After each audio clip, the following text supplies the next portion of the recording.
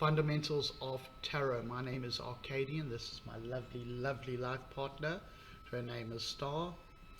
Before we go forward, if you like the channel, please subscribe. It will be greatly appreciated, and share it.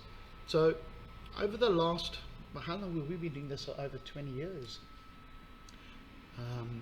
We found out a lot of our clients often have tarot packs and tarot, but what makes the difference between a good tarot reader and a bad tarot reader? Or in essence, just connecting with individuals. And what I found personally over the last 20 odd years, that is knowing the fundamentals, the basics. So let's get to it.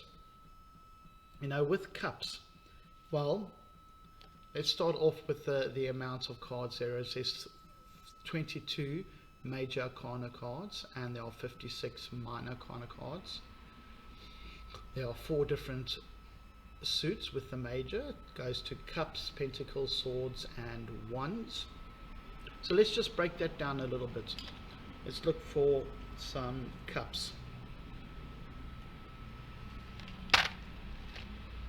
Here's a club card.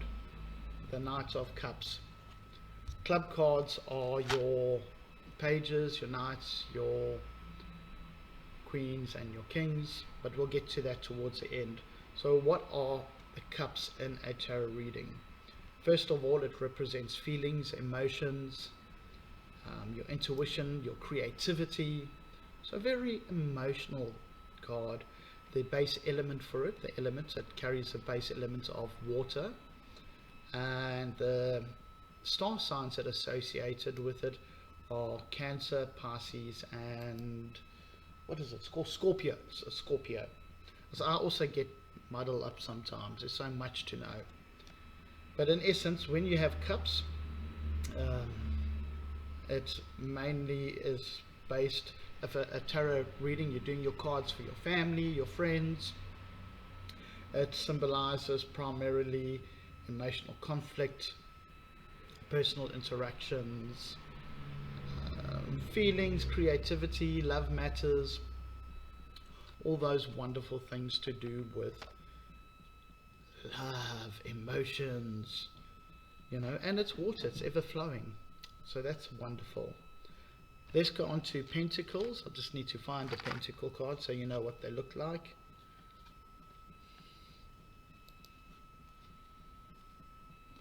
Oh my golly gosh, I'm going through the whole deck here. Alright, pentacles. See the pentacles there? Coins, pentacles. Now, pentacles represent material, possessions, work, and finance. That's in general. It has a base element of earth, and the star signs associated with it is Virgo, Capricorn, Taurus. And what does it mean to have pentacles mainly in a tarot deck? Well, in essence, it's about solutions for material conflicts, for concerns with your career, with work, basically everything that drives that whole needs analysis, what we need to live with in life. Now, the next suit would be swords. I'll find a sword for you here. Swords are always scary. I know.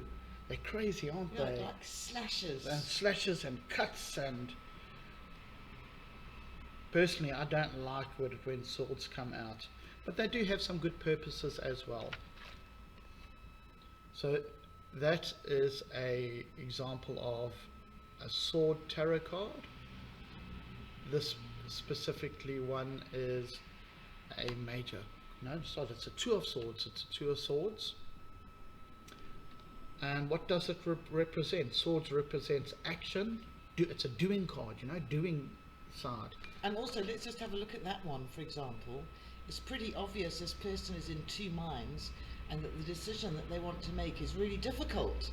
That's a really good example of showing how swords operates. Yeah. Thank you, Star.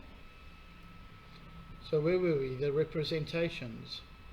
So, like she said, it's duality, making a decision. It's your actions, your words, your thoughts. It has a base element of air. The star signs that it is associated with is Libra, Gemini, and Aquarius. And what does it mean if you have swords mainly in a tarot deck?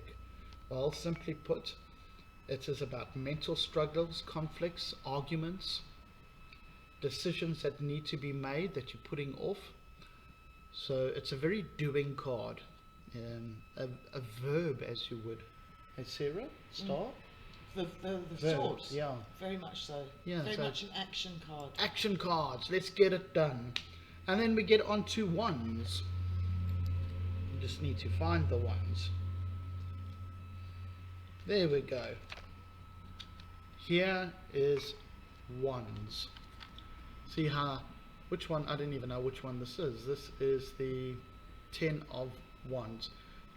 And see how he's collecting all that energy and putting it all up and keeping it into focus, putting it in direction, putting order into focus.